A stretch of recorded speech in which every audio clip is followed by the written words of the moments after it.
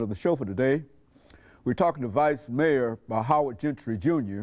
And of course, Mayor, before we had our first commercial break, you were talking about some of your experiences, and I think we sort of got tied around you selling cars. But again, let's pick up at that point and to explain to us some of the things that you've been involved with. Well, of course, and we did in the last segment, and that was just a time in my life where I became aware that I could sell. Mm-hmm. I could actually sell, but I also experienced people trusting me and mm-hmm. believing me because I tried to tell the truth. I tried to do it the right way, and people believed me and in turn bought my product. Mm-hmm. Well, my life moved on. I went to law school at the Nashville School of Law, mm-hmm. and while I was in law school, TSU called mm-hmm. and offered me an opportunity to come to work there mm-hmm. As Director of Development.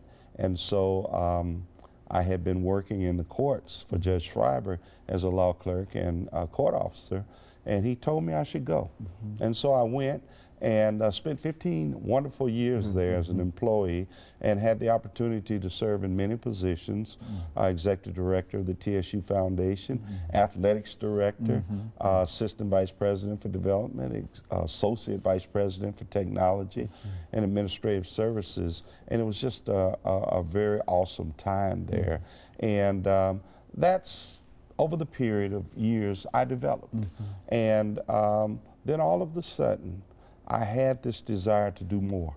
I wanted to serve the public in a way to the maximum of my ability. Mm-hmm. And I actually truly felt that politics locally mm-hmm. was a way to do it.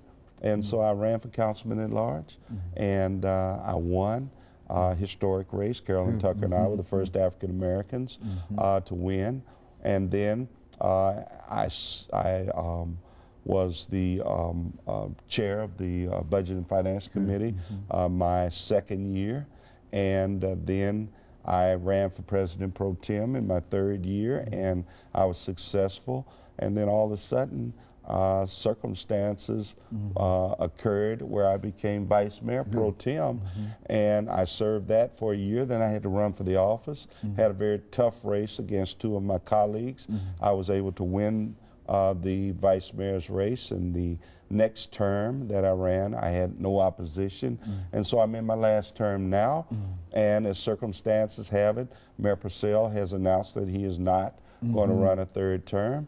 And so I was looking at it very seriously, and he came to me and told me that he was not going to run a third term, and then I determined that it was time for me to take that next step, and that's where I am. And that is truly a historic step in the city of Nashville, too. And I think you've already mentioned how Nashville has changed over your long life. Speak to that, some of the things, because the very fact that you and Ms. Tucker were successful in those positions, it indicated something then at that time about Nashville, period. You know, I don't dwell on it, but it's just a fact, and especially during this period of the year. Life for a guy that looked like me, as I stated earlier, wasn't always the greatest. We had a town, a city that was segregated. We had a city that maybe not as bad as others, but still discriminated against people of the African American descent. And